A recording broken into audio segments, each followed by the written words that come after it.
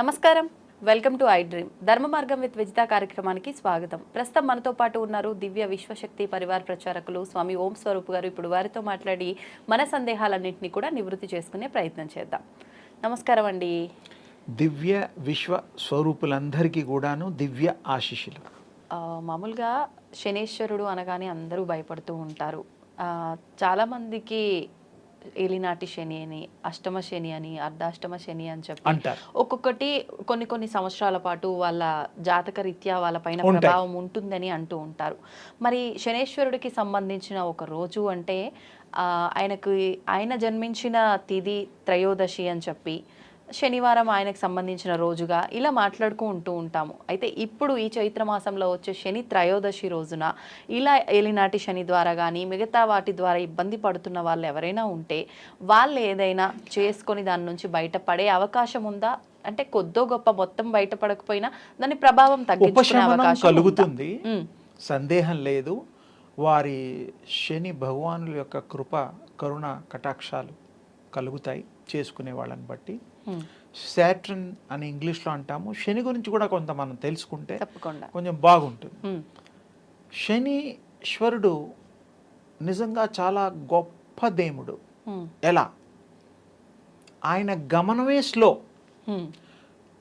17 ఏళ్ళు సగం ఏలినాటి శని ఇలాంటివి ఏదున్నా ఇందిరాగాంధీ గారు శని మహర్దశలో రాజ్యం వెళ్ళింది.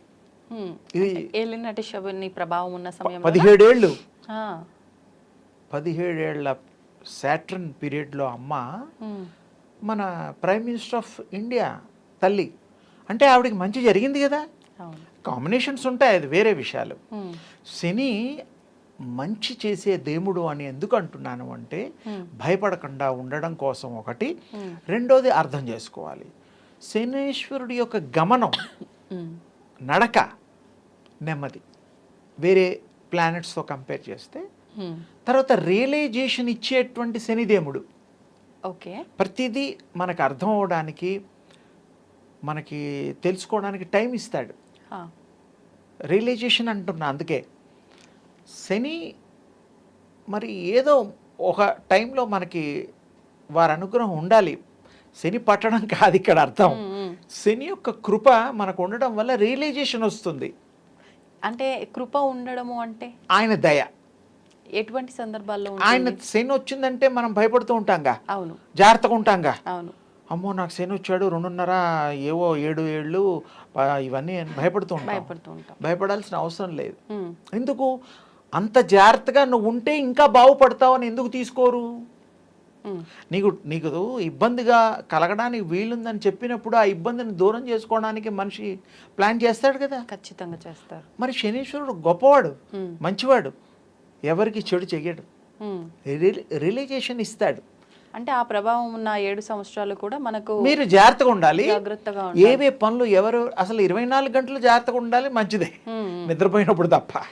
ఎందుకంటే ఎవరు ఏం చేస్తారో ఎవరితో ఏం చెడు జరుగుతుందో అనేటువంటి ఉంటే గ్రహ ప్రభావాలు ఉంటాయి. అది లేదని నేను అనలేదు. శని ప్రభావం కూడా ఉన్నా రాళ్లతో తగిలే దెబ్బలు పువ్వులతో తగిలేట్టుగా ఆయన యొక్క కృప ఉండి ఆయనకి శని పూజలు, శని అభిషేకాలు ఇవన్నీ ఉపయోగపడతాయి. ఓకే, అంటే ఈ ప్రభావం ఉన్న వాళ్ళు తరచుగా శనీశ్వరుణ్ణి ఆరాధించడం వల్ల ప్రభావం తగ్గుతుంది. కూడాను ఇంకొక చక్కటి విషయం ఈ సందర్భంలో చెప్పడానికి మీ ద్వారా అవకాశం ప్రజలకి వచ్చింది. ఇప్పుడు శనీశ్వరుడికి పూజ చేసేటప్పుడు ఎవరెవరు వచ్చి చేస్తూ ఉంటారు. అవునండి, గొడ్డలు కడతారు, నూనె పోస్తారు, అన్నీ చేస్తారు. అవును. ఒకరు చేశాక మొత్తం క్లీన్ అయ్యి శుభ్రం అయిపోయి ఇంత ఆయిల్ లేకుండా డ్రై అయిపోయే పరిస్థితిలో శుభ్రంగా తుడిచేసిన తర్వాత శుద్ధి కార్యక్రమం కూడా ఉంటుంది. ఆ తర్వాత మళ్ళీ వేరే వాళ్ళు చెయ్యాలి. ఇప్పుడు గుళ్ళల్లో చాలా మంది నేను చూసి అప్పుడప్పుడు బాధ అనిపిస్తుంది. ఈ అబ్బాయి పోస్తాడు, అమ్మాయి పోస్తాడు, ఇంకో కుర్రాడు పోస్తాడు, పెద్ద ఆయన పోస్తాడు ఒకే విగ్రహం మీద. చూడండి చెప్తున్నా. అది మరి మీరు పోసింది ఫలితం ఫస్ట్ వస్తుందా, ఇంకో అమ్మాయి అబ్బాయి పోసింది, అందరూ టైం లేదు ఎవరికి, గబగబా అందరూ 4 చోట్ల నుంచి 4 చేతులతో పోస్తారు, పోయకూడదు అలా. అంటే ఇప్పుడు క్లీన్ చేసే ప్రాసెస్ కూడా శుద్ధి చేసేది ఇప్పుడు నేను ఆయిల్ తీసుకొచ్చి పోసిన మళ్ళీ చేయాలి, నేనే నీళ్లు పోసి మళ్ళీ క్లీన్ చేసి వెళ్ళాలా? మీరైనా అక్కడ ఉండే తండ్రి ఎవరైనా సరే, లేకపోతే వేరే వాళ్ళకి అర్హత రాదు కదా. పబ్లిక్ ఎక్కువగా ఉన్నప్పుడు ఇవంతా క్లీన్ చేయటం, అలాంటప్పుడు మీరు ఏం చేయాలంటే ఎక్కడ తక్కువగా ఉంటారో అక్కడికి వెళ్ళిపోవాలి. ఓకే, మరి మీరే చెప్పండి అమ్మా, గుంపు ఇంతమంది వచ్చేస్తే ఆ స్వామికి కూడా అంత ఇబ్బంది పెట్టడం పద్ధతి కాదు కదా. మంత్రాలు చదివేవాడికి కానీ, అభిషేకం చేసేవాడికి కానీ, ఏదైనా కూడా ఎలా అవుతుంది? మీరు సత్యం ఆలోచించండి, చూడండి ఎక్కడ నగుళ్ళు పక్క అందరూ వచ్చి పోసేస్తూ ఉంటారు. అవునండి, ఎంతో పోస్తారు గుడ్డలు గడి మరి. అవును, అది ఆ ప్రాసెస్ చెయ్యండి, మంచిది. కానీ ఒకరికి సంబంధం లేకుండా అక్కడ క్లీన్ ప్రాసెస్ అవన్నీ చేసి ఆ భగవంతుడు పూర్తి కృప పొందండి. అయితే లేట్ అవుతుంది అంతేగా. మరి ఆ రోజు అంత ఫిక్స్ చేసినప్పుడు, త్రయోదశి అన్నప్పుడు, శని త్రయోదశి అన్నప్పుడు ఆయన కృప కావాలి అన్నప్పుడు మరి ఆయన సంతోష పెట్టాలి, ఆయనకి ఏమేం కావాలో అన్నీ సమర్పించాలి కదా. అవును, మరి చేయాలి, తప్పదు. ఇక అందరూ కలిసి చేస్తే ఇక ఆ ఫలితాలు కూడా అలాగే ఉంటాయి. మరి నేను చెప్పక్కర్లా, అంటే ఫలితాలు రాకపోవడానికి అదొక కారణము.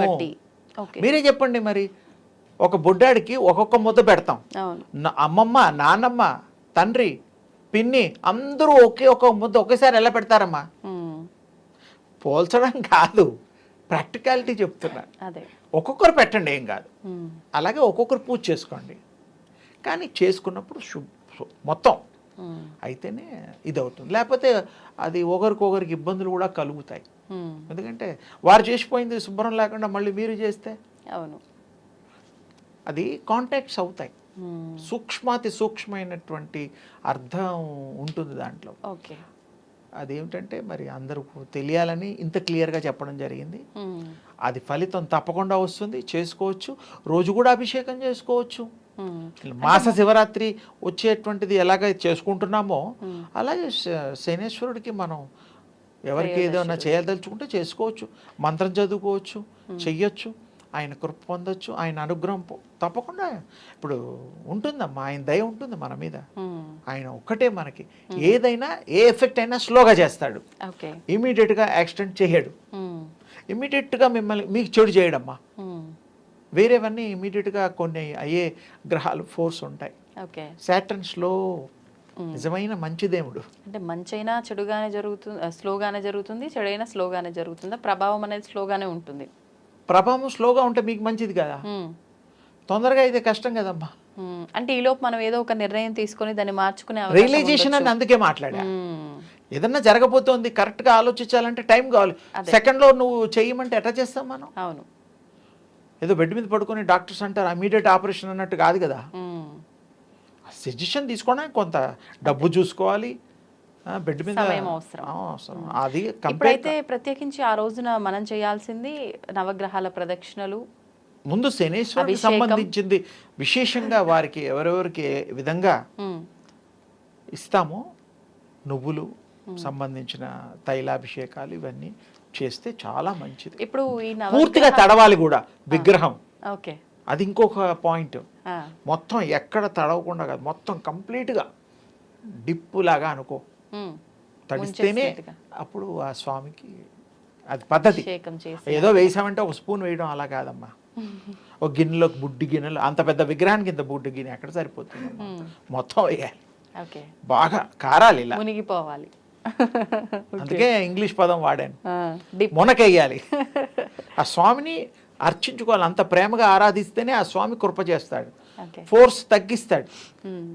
చెప్పాగా, పువ్వులతో కొడతాడు, దెబ్బే పువ్వులతో మెత్తగా, అప్పుడు మీకు కావాల్సింది పని అయిపోతుంది. అదనమాట.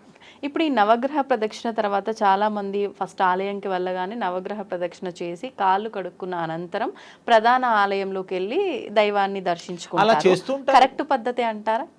అంటే నిజానికి నవగ్రహ పూజ ఆ ప్రదక్షిణాలు సపరేట్, అది డిస్టెన్స్లో ఉండేవి ఒకప్పుడు. ఓకే, ఇప్పుడు ఒకే ఆలయ ప్రాంగణంలో ప్రజెంట్ రన్నింగ్లో ఉండే గాడ్స్ ఎవరైతే ఆ దేవుళ్ళని పెట్టేస్తున్నారు.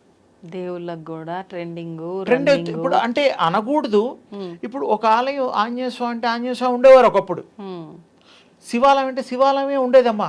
ఇప్పుడు మల్టిపుల్ ఉంటున్నారు, అన్నీ వచ్చేస్తున్నాయి. అంటే ఎవరికి ఏది కావాలో దండం పెట్టుకొని వెళ్ళిపోవడానికి వీలుగా కరెక్టే, కానీ అది ఒక ప్రాంగణంలో అలా ఉండకూడదు.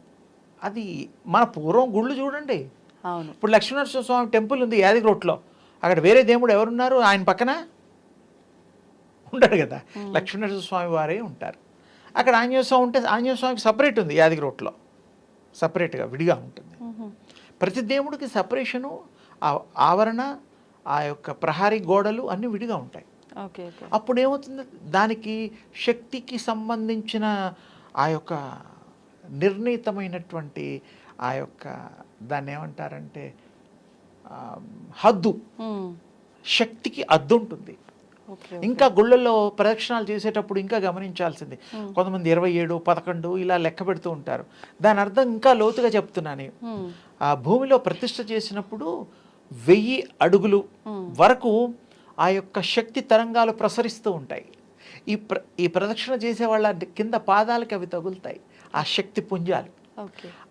అది ఎప్పుడు మనకి మంచి జరుగుతుందంటే నామం చేస్తూ ఆ భగవంతుడికి ఇష్టదైవాన్ని ప్రార్థన చేస్తూ ప్రదక్షిణ చేసిన వాడికి పుణ్యం ఎక్కువ వస్తుంది.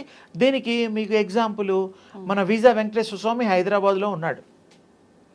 అక్కడ చిలుకూరి బాలాజీ స్వామి ప్రదక్షిణాలు 1000 అవి లెక్కలు ఉన్నాయి. బాలాజీ స్వామిని, వెంకటేశ్వర స్వామిని తలుస్తూ వాళ్ళు చేస్తూ ఉంటారు. ఆ శక్తిని ఎక్కువ పొందుతారు, వాళ్ళకి ఎక్కువ మంచి జరుగుతుంది. ప్రతి గుళ్ళోనూ ఆ దేవుడి యొక్క శక్తి ఉంటుందమ్మా, సందేహం లేదు. కానీ ఒకే దాంట్లో ఈ మధ్య చాలా చోట్ల అన్ని దేవుళ్ళు ఒకే చోట ఎవరు ఎక్కడికి పోకుండా సౌకర్యంగా ఉండొచ్చు, కానీ మన పూర్వ పద్ధతుల్లో విడిగా ఉండేవి. అదే కరెక్టు. రావి చెట్టు, తర్వాత మరి దాన్ని ఏమంటారు, లక్ష్మీ అమ్మవారికి సంబంధించిన వేప చెట్టు, ఇవన్నీ ఉండేవి. ఇప్పుడు కొన్నిట్లో ఉండడం లేవు, తులసి కోటలు ఉండేవి. శివాలయం ఇవన్నీ విడివిడిగా ఉన్న దాంట్లో ఉండే విశేషాలు వేరే ఉంటాయి. ప్రతిష్టలు కూడా ఉంటాయి, స్వయంభూలు కూడా ఉంటాయి.